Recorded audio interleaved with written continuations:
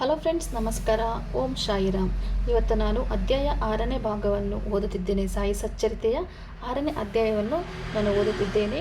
So ಅದಕ್ಕಿಂತ ಮುಂಚೆ ಯಾರಾದರೂ ಫಸ್ಟ್ ಟೈಮ್ ನನ್ನ ಚಾನಲ್ನ ನೋಡ್ತಾ ಇದ್ದರೆ ನನ್ನ ಚಾನಲ್ ಸಬ್ಸ್ಕ್ರೈಬ್ ಮಾಡಿ. Welcome to my YouTube channel Nashu 28MUA daily vlogs. ಹಾಗೆ ಹಿಂದೆ ತುಂಬ ವೀಡಿಯೋಸ್ನೆಲ್ಲ ಹಾಕಿದ್ದೀನಿ, ಅದನ್ನು ನೀವು ಒಂದ್ಸಲ ಬ್ಯಾಕ್ ಹೋಗಿ ನೋಡಿಕೊಂಡು ನನ್ನ ಎಲ್ಲ ವೀಡಿಯೋ ನೀವು ನೋಡ್ಬೋದು. ಆ್ಯಂಡ್ ಇವತ್ತು ನಾನು 6ನೇ ಅಧ್ಯಾಯವನ್ನು ಓದ್ತಿದ್ದೇನೆ. ಸದ್ಗುರು ಸಾಯಿಯವರ ಮಹಾತ್ಮೆ, ಮೂಲ ಚಂದನದ ಮೆರವಣಿಗೆ, ಉರುಸ್, ಶ್ರೀರಾಮನವಮಿಗಾಗಿ ಪರಿವರ್ತನೆ, ಮಸೀದಿ ದುರಸ್ಥಿತಿ. ನಿಜವಾದ ಗುರುವಿನ ಸಹಾಯದಿಂದ ಸಂಸಾರ ಸಾಗರವನ್ನು ಸುಖವಾಗಿ ದಾಟಬಹುದು. ಸದ್ಗುರು ಎಂಬ ಪದವು ಶ್ರೀ ಸಾಯಿಬಾಬಾರವರನ್ನು ಜ್ಞಾಪಕಕ್ಕೆ ತರುತ್ತದೆ. ನನ್ನ ಮುಂದೆ ನಿಂತುಕೊಂಡು ನನ್ನ ಹಣೆಗೆ ಉದ್ದಿಯನ್ನು ಹಚ್ಚಿ ನನ್ನನ್ನು ಆಶೀರ್ವದಿಸುತ್ತಿರುವ ಹಾಗೆ ಭಾಸವಾಗುತ್ತದೆ. ನನ್ನ ಹೃದಯದಲ್ಲಿ ಸಂತೋಷವು ತುಂಬಿ ನೇತ್ರಗಳ ಮೂಲಕ ಹೊರಹೊಮ್ಮುತ್ತಿರುವ ಹಾಗೆ ತೋರುತ್ತದೆ. ಗುರುವಿನ ಹಸ್ತಸ್ಪರ್ಶದಲ್ಲಿ ಮಹಾಶಕ್ತಿ ಅಡಗಿದೆ. ಆಸೆ ಆಕಾಂಕ್ಷೆಗಳನ್ನೊಳಗೊಂಡ ಈ ದೇಹವನ್ನು ಯಾವ ಬೆಂಕಿಯಿಂದ ದಹಿಸಲು ಸಾಧ್ಯವಿಲ್ಲವೋ ಅಂಥ ಈ ಶರೀರವು ಗುರುವಿನ ಹಸ್ತಸ್ಪರ್ಶ ಶಕ್ತಿಯಿಂದ ದಹಿಸಲ್ಪಡಬಲ್ಲದು. ಪೂರ್ವಜನ್ಮದ ಪಾಪಗಳೆಲ್ಲವೂ ನಾಶವಾಗಬಲ್ಲವು. ಯಾವ ನಾಸ್ತಿಕರು ದೇವರ ಹೆಸರನ್ನು ಕೇಳಿದರೆ ರೋಷವನ್ನು ಕಾರುತ್ತಾರೆಯೋ ಅಂಥವರು ಕೂಡ ಶಾಂತರಾಗಿ ಪರಿವರ್ತನೆಯಾಗಬಲ್ಲರು. ಶ್ರೀ ಸಾಯಿಬಾಬಾರವರ ದಿವ್ಯ ದರ್ಶನದಿಂದ ಸಂತೋಷ ಉಕ್ಕಿ ನಮ್ಮ ಗಂಟಲು ಗದ್ಗದವಾಗುತ್ತದೆ, ನೇತ್ರಗಳಿಂದ ಆನಂದ ಬಾಷ್ಪ ಉಕ್ಕುತ್ತದೆ. ಅದು ನಮ್ಮಲ್ಲಿ ನಾನೇ ಅವನು ಬ್ರಹ್ಮ ಎಂಬ ಜ್ಞಾನ ಉಂಟು ಮಾಡುತ್ತದೆ. ನಾನು ನನ್ನದು ಎಂಬುದನ್ನು, ನಾನು ನೀನೆಂಬ ವ್ಯತ್ಯಾಸಗಳನ್ನು ದೂರ ಮಾಡುತ್ತದೆ. ಸ್ವಾನುಭಾವದ ಅರಿವಾಗುತ್ತದೆ. ನಾನು ಮಹಾಕಾವ್ಯಗಳನ್ನು ಓದಲು ಪ್ರಾರಂಭಿಸಿದರೆ ಪ್ರತಿಯೊಂದು ಘಟ್ಟದಲ್ಲಿಯೂ ಸದ್ಗುರುವಿನ ನೆನಪಾಗುತ್ತದೆ. ಶ್ರೀ ಸಾಯಿಬಾಬಾರವರೇ ರಾಮರ ಕೃಷ್ಣರ ಅವತಾರವನ್ನು ತಾಳಿ ತಮ್ಮ ಕಥೆಗಳನ್ನು ಕೇಳುವ ಹಾಗೆ ಮಾಡುತ್ತಾರೆ. ಉದಾಹರಣೆ, ಭಾಗವತವನ್ನು ಶ್ರವಣ ಮಾಡಲು ಕುಳಿತಾಗ ಸಾಯಿಬಾಬಾರವರು ಶ್ರೀಕೃಷ್ಣನಾಗಿ ಭಾಗವತವನ್ನು ಹೇಳುವ ಹಾಗೆ ಭಾಸವಾಗುತ್ತದೆ. ನಾನು ಮಾತನಾಡು ಕುಳಿತರೆ ಕೂಡಲೇ ಶ್ರೀ ಸಾಯಿಯ ನೆನಪಾಗಿ ಕೆಲವು ಸೂಕ್ತ ಉದಾಹರಣೆಗಳನ್ನು ಕೊಡಲು ಅವರ ಕಥೆಗಳು ಸ್ಮೃತಿ ಪಥಕ್ಕೆ ಬರುತ್ತವೆ. ನಾನೇನಾದರೂ ಸ್ವತಃ ಬರೆಯಲು ಕುಳಿತರೆ ಕೆಲವು ಪದಗಳು ಮನಸ್ಸಿಗೆ ಬರುವುದೇ ಇಲ್ಲ. ಆದರೆ ಅವರೇ ನನ್ನನ್ನು ಬರೆಯುವ ಹಾಗೆ ಪ್ರೇರೇಪಿಸಿದಾಗ ನನ್ನ ಬರವಣಿಗೆಗೆ ಅಂತ್ಯವೇ ಇರುವುದಿಲ್ಲ. ಭಕ್ತನಲ್ಲಿ ಅಹಂಭಾವ ಮೇಲಕ್ಕೆದ್ದಾಗ ಅವರು ತಮ್ಮ ಸ್ವ ಹಸ್ತದಿಂದ ಅದನ್ನು ನಾಶ ಮಾಡಿ ತಮ್ಮ ಶಕ್ತಿಯನ್ನವನಿಗೆ ನೀಡಿ ಅವನ ಗುರಿ ಸಾಧನೆಯಾಗುವಂತೆ ಅವನನ್ನು ತೃಪ್ತಿಗೊಳಿಸಿ ಆಶೀರ್ವದಿಸಿದ್ದಾರೆ.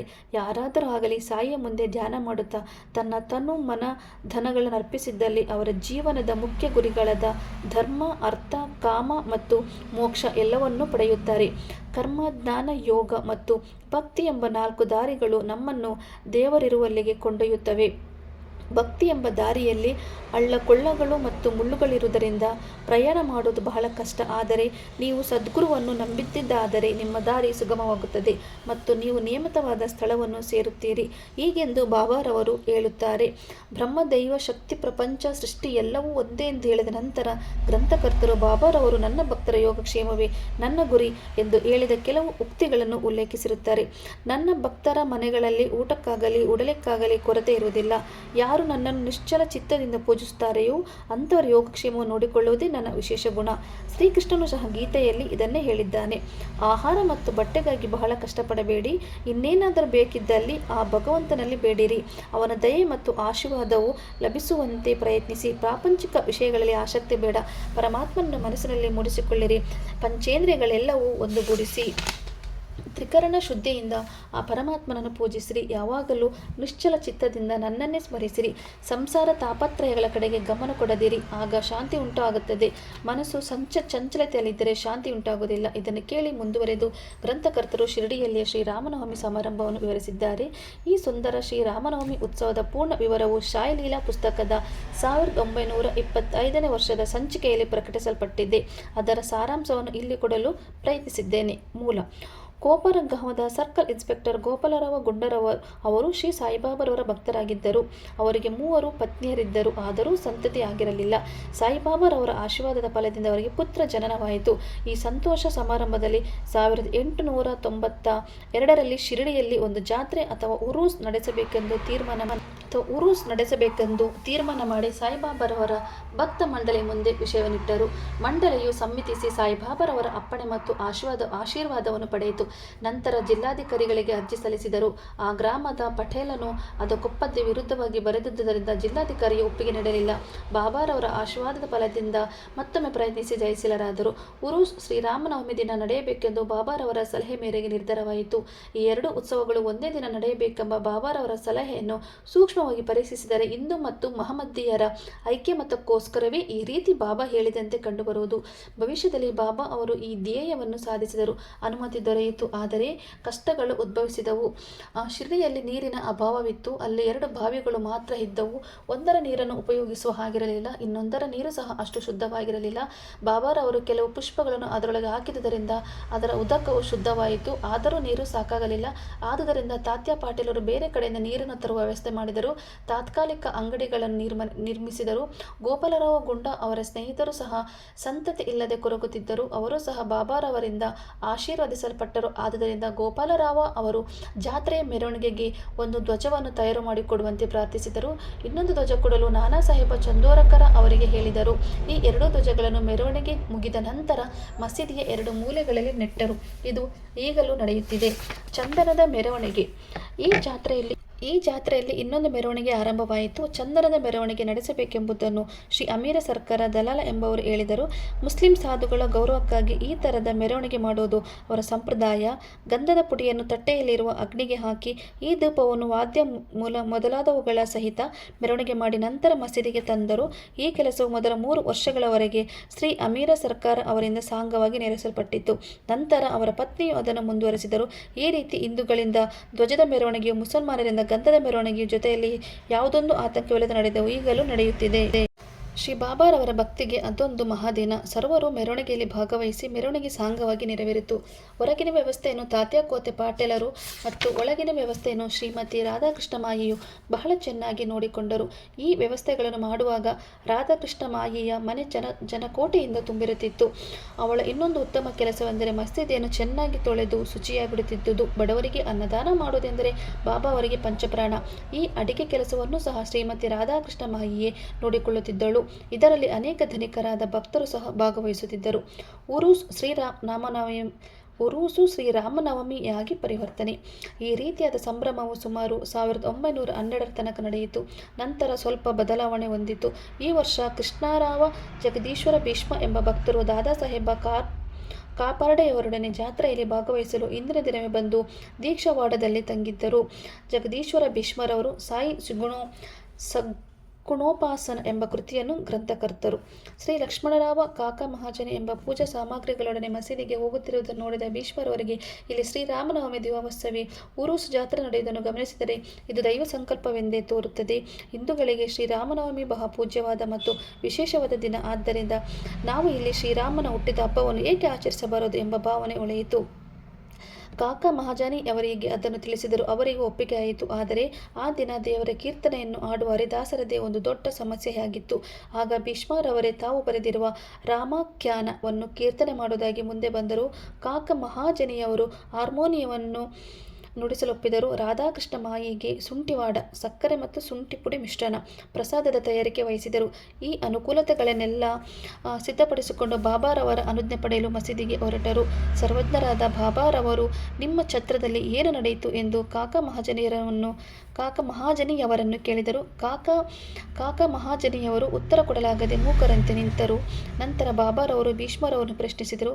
ಭೀಷ್ಮರವರು ಎಲ್ಲ ವಿಚಾರವನ್ನು ವಿಶದವಾಗಿ ವಿವರಿಸಿದರು. ಅದನ್ನು ಕೇಳಿ ಬಾಬಾರವರು ಒಪ್ಪಿಗೆ ಕೊಟ್ಟರು. ಆಗ ಸರ್ವರು ಆನಂದಭರಿತವಾಗಿ ಶ್ರೀರಾಮನವಮಿ ಹಬ್ಬಕ್ಕೆ ಬೇಕಾದ ವಸ್ತುಗಳನ್ನು ಅಣಿ ಮಾಡತೊಡಗಿದರು. ಮಸೀದಿಯನ್ನೆಲ್ಲ ಶೃಂಗರಿಸಿದರು. ರಾಧಾಕೃಷ್ಣ ಮಾಯಿಯು ತೊಟ್ಟಿಲನ್ನು ಶೃಂಗರಿಸಿ ಬಾಬಾರವರ ಪೀಠದ ಮುಂದೆ ಇಟ್ಟಳು. ಜಯಂತಿಯ ಕಾರ್ಯಕಲಾಪಗಳು ಆರಂಭವಾದವು. ಭೀಷ್ಮರವರು ಕೀರ್ತನೆ ಮಾಡಲು ಎದ್ದು ನಿಂತರು. ಆಗ ಬಾಬಾರವರು ಮಹಾಜನಿಯವರಿಗೆ ಕರೆ ಕಳಿಸಿದರು. ಆಗ ಮಹಾಜನಿಯವರು ಬಾಬಾ ಈ ಉತ್ಸವ ಮಾಡಲು ಒಪ್ಪುವರೋ ಅಥವಾ ಇಲ್ಲವೋ ಎಂಬ ಸಂದೇಹದಿಂದ ಅವರ ಬಳಿ ಬಂದು ನಿಂತರು. ಆಗ ಬಾಬಾರವರು ಇದೇನು ಸಂಭ್ರಮ, ಇಲ್ಲೇಕೆ ತೊಟ್ಟಿಲನ್ನು ಕಟ್ಟಿರುವಿರಿ ಎಂದು ಕೇಳಲು ಭೀಷ್ಮರವರು ಇಂದು ಶ್ರೀರಾಮನವಮಿ, ಭಗವಾನ್ ಶ್ರೀರಾಮನ ಜನ್ಮದಿನ. ಆದುದರಿಂದಲೇ ಈ ತೊಟ್ಟಿಲು, ಈ ಸಮಾರಂಭ ಎಲ್ಲವೂ ಎಂದು ಉತ್ತರಿಸಿದರು. ಇದನ್ನು ಕೇಳಿದ ಬಾಬಾರವರು ಮಹಾಜನಿಯವರಿಗೆ ಒಂದು ಹಾರವನ್ನು ಹಾಕಿ ಭೀಷ್ಮರವರಿಗೆ ಹಾಕಲು ಮತ್ತೊಂದು ಹಾರ ತರಲು ಹೇಳಿ ಕಳಿಸಿದರು. ನಂತರ ಕೀರ್ತನೆ ಆರಂಭವಾಯಿತು. ಕೀರ್ತನೆ ಮುಗಿದ ನಂತರ ಜಯರಾಮ ಜಯರಾಮ ಎಂಬ ನಾಮಘೋಷವು ನಭೋಮಂಡಲವನ್ನು ಮುಟ್ಟಿತು. ಗುಲಾಲ ಎರಚಿದರು. ಗುಲಾಲ ಪುಡಿ ಬಾಬಾ ಅವರ ಕಣ್ಣುಗಳಲ್ಲಿ ಬಿದ್ದುದರಿಂದ ಅವರು ಕೋಪೋದ್ರೇಕದಿಂದ ಗರ್ಜಿಸಿದರು. ಎಲ್ಲವೂ ಭಯಭೀತರಾಗಿ ಓಡಲು ಆರಂಭಿಸಿದರು. ಅವರ ಭಕ್ತರಾದ ಕೆಲವರು ಬಾಬಾರವರ ಪ್ರಕೋಪವು ಅವರ ಆಶೀರ್ವಾದ ರೂಪವಾದುದೆಂದು ಮನಗೊಂಡಿದ್ದರು. ಶ್ರೀರಾಮನು ಜನಿಸಿದಾಗ ರಾವಣನು ಮತ್ತು ಅವನ ಪರಿವಾರವು ನಾಶವಾಗುವ ಸಂದರ್ಭ ಒದಗಿದ್ದರಿಂದ ಬಾಬಾರವರು ಕೋಪಗೊಂಡಿದ್ದು ಸರಿಯಾದದ್ದು ಎಂದು ತೋರುತ್ತದೆ ಮತ್ತು ಯಾವುದಾದರೊಂದು ಹೊಸ ಕಾರ್ಯಕ್ಕೆ ತೊಡಗಿದ್ದಾಗ ಬಾಬಾ ಸಾಮಾನ್ಯವಾಗಿ ಈ ರೀತಿ ಮಾಡುವುದು ಸಹಜವಾಗಿತ್ತು. ಇದನ್ನು ಕಂಡ ರಾಧಾಕೃಷ್ಣ ಮಾಯಿಯವರು ಎದರಿ ಬಾಬಾರವರು ಎಲ್ಲಿ ತೊಟ್ಟಿಲನ್ನು ಮುರಿದು ಬಿಡುವರು ಎಂಬ ಅನುಮಾನದಿಂದ ಮಹಾಜನಿಯವರಿಗೆ ತೊಟ್ಟಿಲನ್ನು ಬಿಚ್ಚಿ ತರುವಂತೆ ಹೇಳಿದರು. ಅವರು ತೊಟ್ಟಿಲನ್ನು ತರಬೇಕೆಂದು ಹೋದಾಗ ಬಾಬಾರವರು ಅದನ್ನು ತೆಗೆಯಕೂಡದು ಎಂದರು. ಸ್ವಲ್ಪ ಹೊತ್ತಿನ ನಂತರ ಬಾಬಾ ಸಮಾಧಾನ ಚಿತ್ತರಾದರು. ಪೂಜೆಯ ಕೊನೆಯ ಅಂಗವಾಗಿ ಆರತಿಯಾಗಿ ಪ್ರಸಾದ ವಿನಿಯೋಗವಾಯಿತು. ಆಗ ಮಹಾಜನಿಯವರು ಈಗ ತೊಟ್ಟಿಲನ್ನು ತೆಗೆದುಕೊಂಡು ಹೋಗಲೇ ಎಂದು ಕೇಳಿದಕ್ಕೆ ಬಾಬಾರವರು ಬೇಡ, ಇನ್ನೂ ಹಬ್ಬ ಮುಗಿದಿಲ್ಲ ಎಂದರು. ಮಾರನೇ ದಿನ ಗೋಪಾಲ ಕಾಲ ಸಮಾರಂಭ ಮುಗಿದ ನಂತರ ತೊಟ್ಟಿಲನ್ನು ತೆಗೆದುಕೊಂಡು ಹೋಗಲು ಅನುಮತಿ ನೀಡಿದರು. ಈ ರೀತಿ ಶ್ರೀರಾಮನವಮಿ ಸಮಾರಂಭ ಒಂದು ಕಡೆಗೆ, ಧ್ವಜ ಮತ್ತು ಚಂದನದ ಮೆರವಣಿಗೆ ಮತ್ತೊಂದು ಕಡೆಗೆ ಸಾಂಗವಾಗಿ ನೆರವೇರಿದವು. ಅಂದಿನಿಂದ ಉರೂಸ್ ಶ್ರೀರಾಮನವಮಿ ಹಬ್ಬವಾಗಿ ಪರಿವರ್ತನೆಯಾಯಿತು. 1913ರಿಂದ ಶ್ರೀರಾಮನವಮಿ ಸಮಾರಂಭ ವಿಶೇಷವಾಗಿ ನಡೆಯಲು ಆರಂಭವಾಯಿತು. ರಾಧಾಕೃಷ್ಣ ಮಾಯಿಯವರು ನಾಮ ಸಪ್ತಾಹ ಆರಂಭಿಸಿದರು. ಪ್ರತಿಯೊಬ್ಬರೂ ಸಮಾರಂಭದಲ್ಲಿ ಭಾಗವಹಿಸಿದ ಶ್ರೀರಾಮನವಮಿ ದೇಶದ ಎಲ್ಲ ಕಡೆಗೂ ಆಚರಿಸಲ್ಪಡುವುದರಿಂದ ಹರಿದಾಸರತೆ ಒಂದು ಸಮಸ್ಯೆಯಾಗಿತ್ತು. ಆದರೆ ಈ ಉತ್ಸವಕ್ಕೆ 5-6 ದಿನಗಳ ಮುಂಚೆ ಶ್ರೀ ಮಹಾಜನಿ ಅವರು ಆಧುನಿಕ ತುಕಾರಾಮರೆನಿಸಿದ ಬಾಳಾಬುವಾ ಸಾತಾರಕರ ಅವರನ್ನು ಅಕಸ್ಮಾತ್ತಾಗಿ ಸಂಧಿಸಿ ಅವರಿಂದ ಹರಿಕಥೆ ನಡೆಸಲು ಏರ್ಪಾಡಾಗಿತ್ತು. 1914ರಲ್ಲಿ ಬಾಳಾಬುವಾರವರು ತಮ್ಮ ಸ್ವಂತ ಊರಿನಲ್ಲಿ ಪ್ಲೇಗಿನ ಜಾಡಿ ಬಿದ್ದುದರಿಂದ ಅಲ್ಲಿ ಹರಿಕಥೆ ಮಾಡಲಾಗದೆ ಶಿರಡಿಗೆ ಬಂದು ಬಾಬಾರವರ ಅನುಜ್ಞೆ ಪಡೆದು ಹರಿಕಥೆ ಮಾಡಿದರು. ನಂತರ ಬಾಬಾರವರು ಈ ಹರಿಕಥೆಯ ಕೆಲಸವನ್ನು ಶಾಶ್ವತವಾಗಿ ದಾಸಗಣೂರವರಿಗೆ ವಹಿಸಿದರು. ಹೀಗೆ 1912ರಿಂದ ಶ್ರೀರಾಮನವಮಿ ಸಮಾರಂಭವು ಪ್ರತಿ ವರ್ಷ ಅಭಿವೃದ್ಧಿ ಹೊಂದಿ ಚೈತ್ರ ಮಾಸದಲ್ಲಿ 5ರಿಂದ 12ರವರೆಗೆ ಶಿರಡಿಯು ಜೇನುಗೂಡಿನಂತೆ ಕಾಣುತ್ತಿತ್ತು. ಅಂಗಡಿಗಳು ಹೆಚ್ಚಿದವು. ಅನೇಕ ಜಟ್ಟಿಗಳು ಕುಸ್ತಿ ಪಂದ್ಯದಲ್ಲಿ ಭಾಗವಹಿಸುತ್ತಿದ್ದರು. ಬಡಬಗ್ಗರಿಗೆ ಅನ್ನದಾನವೂ ಆರಂಭವಾಯಿತು. ರಾಧಾಕೃಷ್ಣ ಮಾಯಿ ಮತ್ತು ಇತರರ ಪರಿಶ್ರಮದಿಂದ ಶಿರಡಿಯು ಸಂಸ್ಥಾನವಾಗಿ ಮಾರ್ಪಾಡಾಯಿತು. ಸಾಮಾನು ಸರಂಜಾಮುಗಳು ಹೆಚ್ಚಿದವು. ಅಶ್ವದಳ, ಪಲ್ಲಕ್ಕಿ, ರಥ, ಬೆಳ್ಳಿಯು ಅನೇಕ ಸಾಮಾನುಗಳು, ಪಾತ್ರೆಗಳು ಇತ್ಯಾದಿಯಾಗಿ ಎಲ್ಲವನ್ನೂ ಭಕ್ತಾದಿಗಳು ಸಮರ್ಪಿಸಿದರು. ಮೆರವಣಿಗೆಗೆ ಆನೆಗಳನ್ನೂ ಸಹ ಸಮರ್ಪಿಸಿದರು. ಆದರೆ ಬಾಬಾರವರು ಇವುಗಳ ಕಡೆಗೆ ಗಮನ ಕೊಡದೆ ಮೊದಲಿನಂತೆ ಇದ್ದರು. ಹಿಂದೂ ಮಹಮ್ಮದಿಯರು ಬಹಳ ಚೆನ್ನಾಗಿ ಕಲಿತು ಉತ್ಸವವನ್ನು ಸಾಂಗವಾಗಿ ನೆರವೇರಿಸಿದ್ದರು. ಮೊದಲು 5,000ರಿಂದ 7,000ವರೆಗೆ ಜನರು ಸೇರುತ್ತಿದ್ದರು. ಬರಬರುತ್ತಾ ಜನಸಂದಣಿ 75,000ಕ್ಕೆ ಏರಿತು. ಆದರೂ ಯಾವ ಥರದ ಅಂಟುರೋಗದ ಸುಳಿವಾಗಲಿ ಅಥವಾ ಗಲಭೆಗಳಲ್ಲಿ ಆಗುತ್ತಲೂ ಇಲ್ಲ. ಮಸೀದಿಯ ದುರಸ್ತಿ. ಗೋಪಾಲರಾವ ಗುಂಡ ಅವರಿಗೆ ಮತ್ತೊಂದು ಮುಖ್ಯ ವಿಚಾರ ಹೊಳೆಯಿತು. ಉರುಸ್ ಹೇಗೆ ಆರಂಭಿಸಿದರು ಅದೇ ರೀತಿ ಮಸೀದಿಯ ದುರಸ್ತಿ ಕಾರ್ಯವನ್ನು ಕೈಗೊಳ್ಳಬೇಕೆಂದು ಅವರು ಮನಸ್ಸು ಮಾಡಿದರು. ಅದಕ್ಕೆ ಬೇಕಾದ ಸಿದ್ಧತೆಗಳನ್ನು ಮಾಡಿಕೊಂಡರು. ಬಾಬಾರವರು ಮೊದಲು ಅನುಮತಿ ನೀಡಲಿಲ್ಲ. ನಂತರ ಮಾಲಾ ಸಾಪತಿಯವರ ಒತ್ತಾಯದಿಂದ ಬಾಬಾ ಒಪ್ಪಿದರು. ಈ ಕೆಲಸವು ನಾನಾ ಸಾಹೇಬ ಚಂದೋರಕರ ಮತ್ತು ಕಾಕಾ ಸಾಹೇಬ ದೀಕ್ಷಿತ ಅವರಿಗೆ ಮೀಸಲಾಯಿತು. ಮಸೀದಿಯನ್ನು ಒಂದು ರಾತ್ರಿಯಲ್ಲಿ ಸರಿಪಡಿಸಿದರು. 1911ರಲ್ಲಿ ಸಭಾಮಂಟಪ ತಯಾರಾಯಿತು. ಮಸೀದಿಯ ಮುಂದಿನ ಬಯಲು ಬಹಳ ಚಿಕ್ಕದಾಗಿಯೂ ಅನಾನುಕೂಲವಾಗಿ ಇತ್ತು. ಕಾಕಾ ಸಾಹೇಬರು ಅದನ್ನು ವಿಸ್ತರಿಸಿ ಒಂದು ಛಾವಣಿ ಹಾಕಬೇಕೆಂದು ನಿರ್ಧರಿಸಿದರು. ಬಹಳ ಕಷ್ಟದಿಂದ ಕಬ್ಬಿಣದ ಕಂಬ ಇತ್ಯಾದಿಗಳನ್ನು ತಂದು ಕಾರ್ಯ ಆರಂಭಿಸಿದರು. ಆದರೆ ಬಾಬಾರವರು ಮಾರನೇ ದಿನ ಬಂದು ನೋಡಿ ಎಲ್ಲವನ್ನು ಕಿತ್ತು ಬಿಸಾಕಿದರು. ಒಮ್ಮೆ ಬಾಬಾರವರು ಬಹಳ ಕೋಪಗೊಂಡು ಒಂದು ಕೈಯಿಂದ ಕಂಬವನ್ನು ಕೀಳುತ್ತಾ ಮತ್ತೊಂದು ಕೈಯಿಂದ ತಾತ್ಯಾ ಪಾಟೇಲರ ಕುತ್ತಿಗೆಯನ್ನು ಹಿಡಿದು ಇಚ್ಚುಕಲು ಆರಂಭಿಸಿದರು. ತಾತ್ಯಾ ಪಾಟೇಲರ ರುಮಾಲನ್ನು ತೆಗೆದು ಅದಕ್ಕೆ ಬೆಂಕಿ ಹಚ್ಚಿ ಹೋಗಿದರು. ಈ ದೃಶ್ಯವು ನೋಡಿ ಎಲ್ಲರಿಗೂ ಭಯವಾಯಿತು. ಬಾಬಾರವರು ತಕ್ಷಣವೇ ತಮ್ಮ ಕಿಸೆಯಿಂದ 1 ರೂಪಾಯಿಯನ್ನು ತೆಗೆದು ಬಿಸಾಕಿದರು. ತಾತ್ಯರವರಿಗೂ ಭೀತಿ ಉಂಟಾಯಿತು. ಅವರಿಗೆ ಏನಾಗುವುದು ಎಂಬ ಶಂಕೆ ಜನರಲ್ಲಿ ಮೂಡಿತು. ಆದರೆ ಮುಂದೆ ಹೋಗಿ ಕೇಳಲು ಯಾರಿಗೂ ಧೈರ್ಯವಿರಲಿಲ್ಲ. ಬಾಪೂಜಿ ಸಿಂಧೆ ಅವರು ಸ್ವಲ್ಪ ಧೈರ್ಯ ಮಾಡಿ ಮುಂದೆ ಬರಲು ಬಾಬಾ ಅವರನ್ನು ತಳ್ಳಿದರು. ಶ್ಯಾಮ ಅವರಿಗೂ ಇದೇ ಗತಿಯಾಯಿತು. ಈ ರೀತಿ ಯಾರು ಮುಂದೆ ಬಂದರೂ ಅವರೆಲ್ಲರಿಗೂ ಇದೇ ಗತಿಯಾಯಿತು. ನಂತರ ಸ್ವಲ್ಪ ಹೊತ್ತಿನ ಮೇಲೆ ಬಾಬಾ ಶಾಂತರಾದರು. ಒಬ್ಬ ಅಂಗಡಿಯವನಿಂದ ಜರ್ತಾರೆ ಪೇಟ ತರಿಸಿ ಅದನ್ನು ತಾವೇ ಸ್ವತಃ ತಾತ್ಯಾ ಪಾಟೇಲರ ತಲೆಗೆ ಸುತ್ತಿದರು. ಇದನ್ನು ನೋಡಿ ಎಲ್ಲರೂ ಅಚ್ಚರಿಗೊಂಡರು. ಬಾಬಾರವರ ಈ ನಡತೆಗೆ ಕಾರಣ ಗೊತ್ತಾಗಲಿಲ್ಲ. ಕೆಲವು ಸಲ ಬಾಬಾರವರು ಶಾಂತಿಯಿಂದ ಎಲ್ಲರೊಡನೆಯೂ ಮಾತುಕತೆಗಳನ್ನು ನಡೆಸುತ್ತಿದ್ದರು. ಕೆಲವು ವೇಳೆ ಕೋಪಗೊಂಡು ಉದ್ರಿಕ್ತರಾಗುತ್ತಿದ್ದರು. ಮುಂದಿನ ಅಧ್ಯಾಯದಲ್ಲಿ ಶ್ರೀ ಸಾಯಿಬಾಬಾರವರು ಮಹಮ್ಮದೀಯರೋ ಅಥವಾ ಹಿಂದೂವೋ ಎಂಬ ಪ್ರಶ್ನೆಯನ್ನು ಕೂಲಂಕಷವಾಗಿ ವಿವರಿಸುತ್ತೇನೆ. ಅವರ ಯೋಗ ಧ್ಯಾನ ಮತ್ತು ಯೋಗ ಶಕ್ತಿಯ ವಿವರವನ್ನು ಸಹ ಕೊಡುತ್ತೇನೆ. ಶ್ರೀ ಸಾಯಿ ಪ್ರಣಾಮ. 6ನೇ ಅಧ್ಯಾಯ ಇಲ್ಲಿಗೆ ಮುಗೀತು. ಈ ಅಧ್ಯಾಯವನ್ನು ಯಾರ್ಯಾರು ಕಂಪ್ಲೀಟಾಗಿ ಕೇಳಿಸ್ಕೊಂಡಿದ್ದೀರಾ ನಿಮಗೆಲ್ಲರಿಗೂ ಆ ಸಾಯಿಬಾಬಾ ಒಳ್ಳೆಯದು ಮಾಡಲಿ ಎಂದು ನಾನು ಬೇಡಿಕೊಳ್ಳುತ್ತೇನೆ. ಹಾಗೂ ನನ್ನ ಚಾನಲನ್ನು ಯಾರಾದರೂ ಫಸ್ಟ್ ಟೈಮ್ ನೋಡ್ತಾ ಇದ್ದರೆ ನನ್ನ ಚಾನಲ್ ಸಬ್ಸ್ಕ್ರೈಬ್ ಮಾಡಿ, ಶೇರ್ ಮಾಡಿ, ಲೈಕ್ ಮಾಡಿ, ಹಾಗೆ ಕಮೆಂಟ್ ಮಾಡಿ. Welcome to my YouTube channel ನಶು28 MUA daily lives. Thank you friends, thank you so much. Saibaba ನಿಮಗೆಲ್ಲರಿಗೂ ಒಳ್ಳೆಯದು ಮಾಡಲಿ. ಧನ್ಯವಾದಗಳು ಫ್ರೆಂಡ್.